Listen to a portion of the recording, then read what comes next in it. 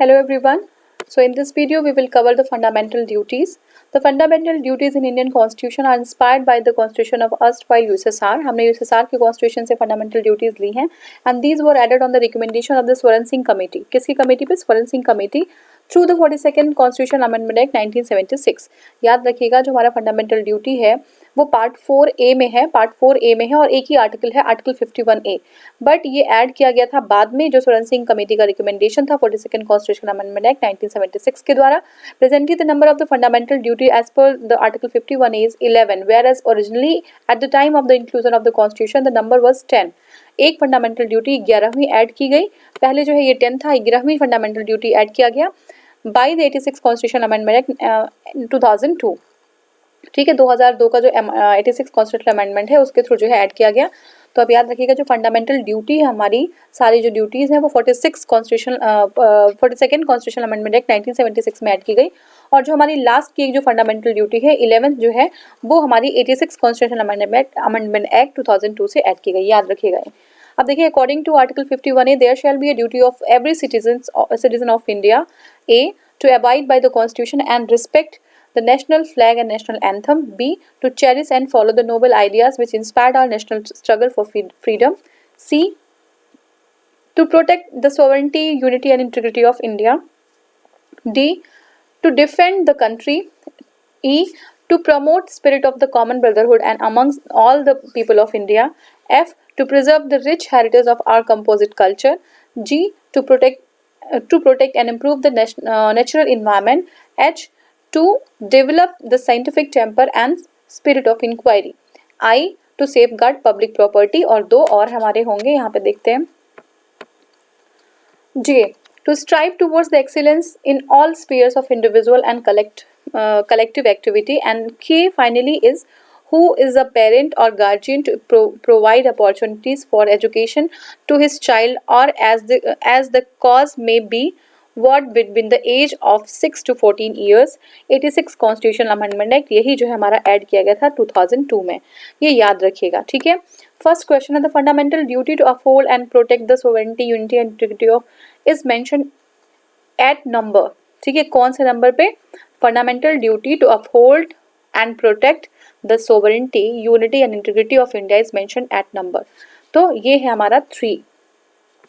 देखिए, fundamental duty to uphold and protect the sovereignty, unity and integrity of India is mention at the number 3 in article 51A of the Indian Constitution. Article 51A enumerates certain duties which are as follows. कौन कौन सी duty हैं? फिर से हम duties को एक बार cover करेंगे. देखिए, according to article 51A it shall be the duty of the every citizen of India. A क्या है? Abide by the constitution and respect. सबसे पहली बात हमें क्या करना है? हमें जो है अपने कॉन्स्टिट्यूशन को उसके जो है उसको अबाइड करना है एंड रिस्पेक्ट इट्स आइडियाज़. जो हमारे कॉन्स्टिट्यूशन में जो आइडियाज़ हैं, जो इंस्टीट्यूशंस हैं, नेशनल फ्लैग है और नेशनल एंथम है. ठीक है, वो हमारा ए में है. ठीक है, abide by the constitution, respect the ideas, institutions, flags and national anthem. सबसे बड़ी बात तो यही होती है ना, हमारा संविधान. ठीक है ना, संविधान से ही सब कुछ चल रहा है ना. जो चारों पिलर हैं, है ना, एग्जीक्यूटिव है, लेजिस्लेचर है, जुडिशरी है. ठीक है, और आपका जो है मीडिया हो गया एक, है ना, स्वतंत्र.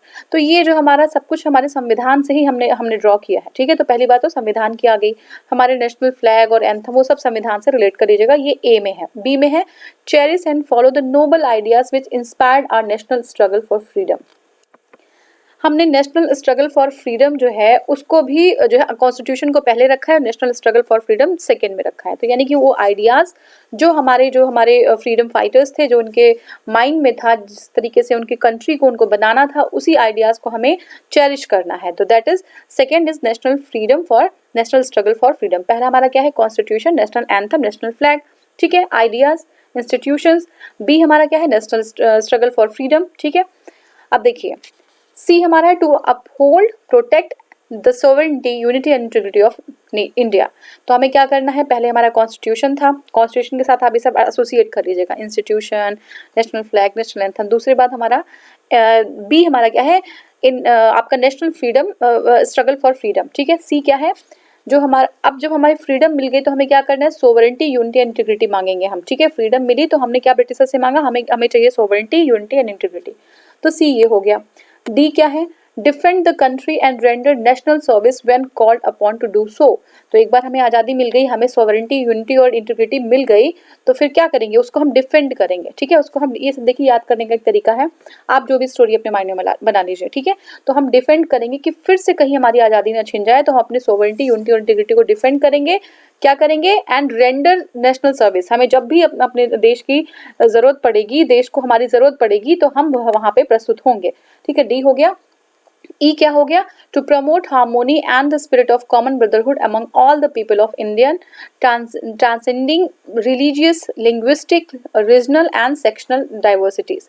अब देखिए हमने क्या किया, हमारे पास पहले एक तो हमारा संविधान था, संविधान में जो है national flag, national anthem, ideas हैं, इंस्टीट्यूशंस हैं, ठीक है। इसके बाद संविधान के बाद क्या था, हमने फ्रीडम स्ट्रगल में जो उस टाइम जो लीडर्स ने चेरिश किया था, उसी जो आइडियाज़ थे उसको हमें चेरिश करना है, ठीक है। उसके बाद हमें सोवरेंटी, इंटीग्रिटी, यूनिटी, वो हमें जो है पहल करना है, ठीक है। इसके बाद जो है हमारा यहाँ सोवरेंटी, यूनिटी, इंटीग्रिटी, और फिर डी हमारा क्या है, नेशनल सर्विस, जब भी हमें बुलाई जाए तो हम नेशनल सर्विस के लिए हम वहाँ पे तैयार हैं अपने, ठीक है, डिफेंड करने के लिए। ई हमारा क्या है, promote harmony and the spirit of common brotherhood, ठीक है, हमें हार्मोनी प्रमोट करना है और स्पिरिट ऑफ कॉमन ब्रदरहुड, ठीक है।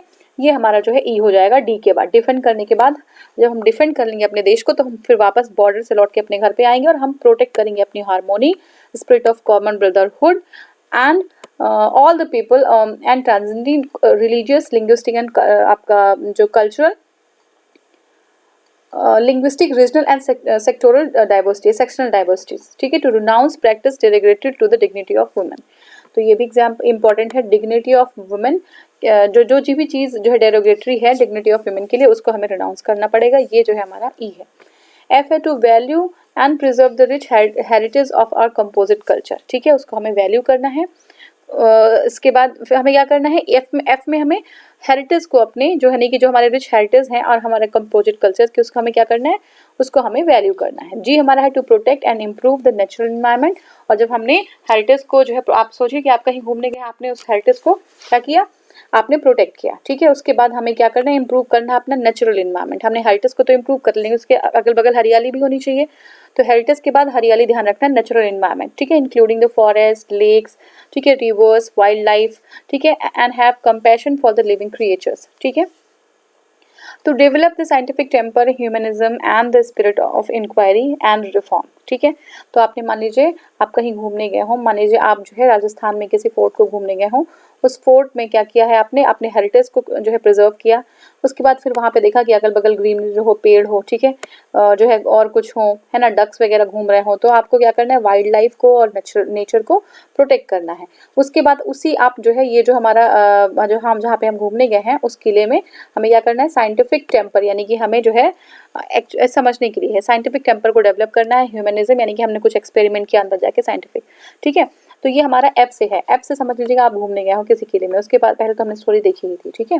फिर ये हो गया टू सेफ गार्ड जो है पब्लिक प्रॉपर्टी एंड एडजर वायलेंस, ठीक है। तो अब हम साइंटिस्ट बन गए हैं, है ना, साइंटिफिक टेम्पर हो गया है, तो क्या करेंगे हम अब वायलेंस वगैरह में ध्यान नहीं देंगे, हम जो है किसी को वायलेंस करने भी नहीं देंगे, सेफ गार्ड करेंगे कि कोई ऐसा ना करे कि पब्लिक प्रॉपर्टी, क्योंकि मान लीजिए ये जो हमारा किला है पब्लिक प्रॉपर्टी है, अगर उसको कोई तोड़ देगा तो फिर हमारे एक्सपेरिमेंट का क्या होगा। तो फिर हमें क्या करना है, जो हम साइंटिस्ट बन गए हैं तो हमें पब्लिक प्रॉपर्टी का भी ध्यान रखना पड़ेगा, ठीक है। To strive towards excellence in all the spheres of individual and collective activity, ठीक है, एक्सीलेंस। अब जो हमें जो है हमने पब्लिक प्रॉपर्टी तो हम जो है उसको भी प्रिजर्व कर लिया, हम सेफ हैं। अब हमें क्या करना है, अब हमें जो है एक्सीलेंस जो है सारे स्फीयर्स में जो है हमें अचीव करना है, स्ट्राइव करना है, individual and collective activity, so that the nation constantly rises to higher levels of endeavour and achievement. अब हमें जो और भी देश के वासी हैं उनके अंदर भी साइंटिफिक टेम्पर को इनकलकेट करना है, एंडेवर करना है हमारे, ताकि हमारा जो देश है वो हमेशा जो है वो ऊपर उठता जाए, ठीक है ना। नेक्स्ट हमारा है हु इज द, अब देखो ये हम एकदम लास्ट में ऐड किया गया था 86 में, 2002 में 86 कॉन्स्टिट्यूशन अमेंडमेंट एक्ट 2002। तो हु इज अ पेरेंट और guardian to provide the opportunities for the education. तो ये मतलब जो पेरेंट है, गार्जियन है, उनकी रिस्पॉन्सिबिलिटी है कि वो जो है अपॉर्चुनिटीज प्रोवाइड करें एजुकेशन के लिए to his child as the case may be what between the age of 6 to 14 years, ठीक है। तो ये हमारा हो गया टोटल पूरा, एक बार आप रिवीजन करिएगा इसको। नेक्स्ट हमारा under which article of the Indian constitution provision of fundamental duties has been made by the 42nd constitution amendment act, ठीक है। तो ये हमारा 51A, ठीक है, 51A। हमने जो हमारा पूरा टोटल जो है आपका ड्यूटी है वो हमने 42nd कॉन्स्टिट्यूशन अमेंडमेंट एक्ट 1976 में ऐड किया, लेकिन 11th जो ड्यूटी है वो 86 कॉन्स्टिट्यूशन अमेंडमेंट एक्ट 2002 में ऐड किया था। ठीक है, वो 42nd constitution amendment act was inserted article 51A to create a new part that is article 4A in the constitution which prescribe the fundamental duties of the citizen. Next question is, the provision relating to the fundamental duty in the Constitution of India were added on the recommendation of Swaran Singh Committee. C is the right answer.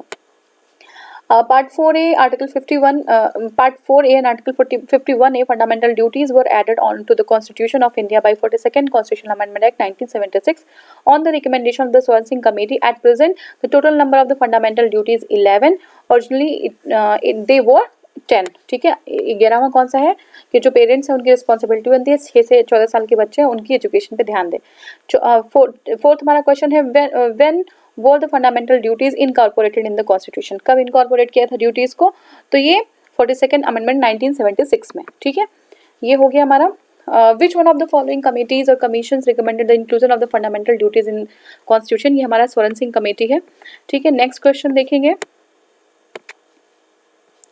Which one of the following were the members of the Swaran Singh committee. ठीक है, ये अच्छा question है और factual question. 1976 में जो है members कौन थे स्वरण सिंह कमेटी के, तो देखिए ये हैं A, B and D।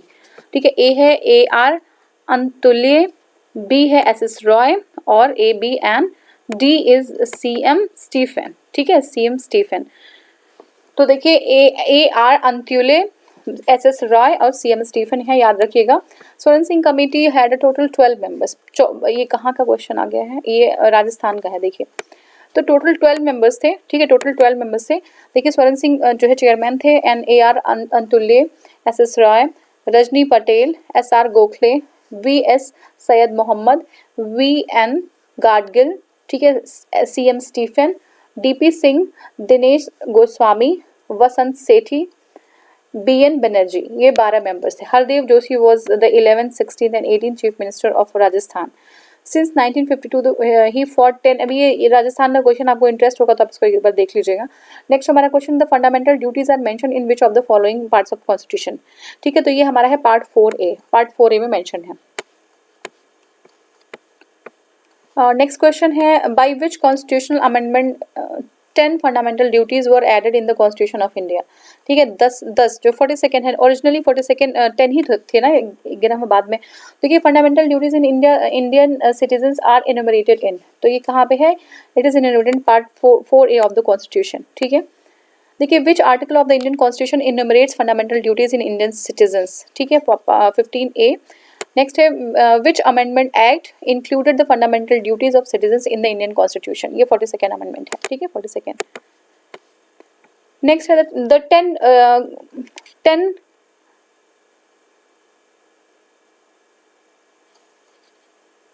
Okay, जो सारी हमारी 10 फंडामेंटल ड्यूटीज थी, 10 commandments which were added by the 42nd Constitution Amendment Act in Constitution of India is called as। तो ये जो है तो 10 कमांडेंट्स यानी कि 10 जो हमारी ड्यूटीज़ थी वो कौन सी थी, ये हमारा है फंडामेंटल ड्यूटीज़। ठीक है, फंडामेंटल ड्यूटीज़ में है, 11 बाद में हो गया था। ठीक है, नेक्स्ट हमारा which of the following amendment act is related to the fundamental duties in the Indian constitution, तो ये हमारा है 42nd amendment act. Fundamental duties were incorporated in the constitution by 42nd amendment, बार बार यही आ रहा है। 42nd amendment act 1976 it has incorporated in the Constitution of India a new chapter। कौन सा चैप्टर ऐड किया था, तो ये है फंडामेंटल ड्यूटीज का। ठीक है, in which year the fundamental duties of citizens were included by 42nd amendment act, तो it was 1976। Which of the following statement regarding the fundamental duties is not true, कौन सा ट्रू नहीं है, they can be enforced by writs. ठीक है, writs के थ्रू, they can be promoted only by the constitutional method. ठीक है, they can be not true पूछ रहा है, कौन सा सही नहीं है, they can be used for the interpreting ambiguous status. और डी हमारा है, performance of any particular duty comes with in the sphere of constitution law which court has decide, तो इसमें है नॉट ट्रू। ठीक है, तो ये जो है they can be enforced by writs, ये गलत हो जाएगा, यही गलत है हमारा। ठीक है, देखिए तो फंडामेंटल ड्यूटीज जो हमारी हैं, they can not be enforced by writs, The fundamental duties have been identified as the moral obligation of all the citizens to help promote a spirit of the patriotism and to uphold the unity of India. Next is, which one of the following is a fundamental duty in India? कौन सा fundamental duty है? Separation of judiciary from executive, to value and preserve the rich heritage culture of rich heritage of our composite culture. तो कौन सा है? ये F में है, एक बार चेक करिएगा इसको, ये B है, ठीक है, तो देखिए F में, हाँ, तो ये हमारा है, देखिए the value and preserve the rich heritage of our composite culture is the fundamental duty mention in article 51A F. Next question is the fundamental duty of citizen do not include duty, कौन सा include नहीं करता? To protect and improve the natural environment, ये तो करता ही है. Cherish and follow the noble ideas which inspired our national struggle for freedom, this is also correct. The strive towards the abolition of untouchability, ये गलत है, ये तो fundamental right है. To develop the scientific temper, this is also correct. ठीक है, तो ये G है, ये G है, F नहीं, ये H होगा. ठीक है, तो ये जो है हमारा साइंटिफिक टेम्पर एंड ह्यूमनिज्म. ठीक है, साइंटिफिक टेम्पर, ठीक है, देखिए, to strive towards the abolition of untouchability is not the fundamental duty. Article 17 of the fundamental right in part 3 of the constitution deal with the abolition of untouchability. ठीक है, next हमारा है, which one of the following is not a part of the fundamental duties under the Indian constitution, कौन सा नहीं है? To defend the country and render the national service, बिल्कुल ये है. To value the and preserve the rich heritage of our composite culture, this is also correct. To help organizing, ये गलत हो गया हमारा, 40 में है ये. ठीक है, to safeguard the public property and to abjure violence, ये भी सही है. देखिए, to help the help in organizing ग्राम village panchayat is not the part of the fundamental duty provided in the constitution. It is a directive principle of state policy according to article 40. The state shall take step to organize the village panchayat and to endow them with such powers and authority as may be necessary to enable them to function as unit of self government. Article 51D, to defend the country. D है क्या है? 1D है, defend the country. ठीक है, D और D से defend the country and render the national service and when called upon to do so. Under Article 1AF, the value to preserve and rich heritage culture of a composite culture. Under Article 51AI, to safeguard the public property and adjure the violence and fundamental duties. Next is, which one of the following is are among the fundamental duties of citizens laid down in Indian Constitution? कौन सा है? To preserve the rich heritage of our composite culture, to protect the weaker sections, ये हमारा गलत हो जाएगा.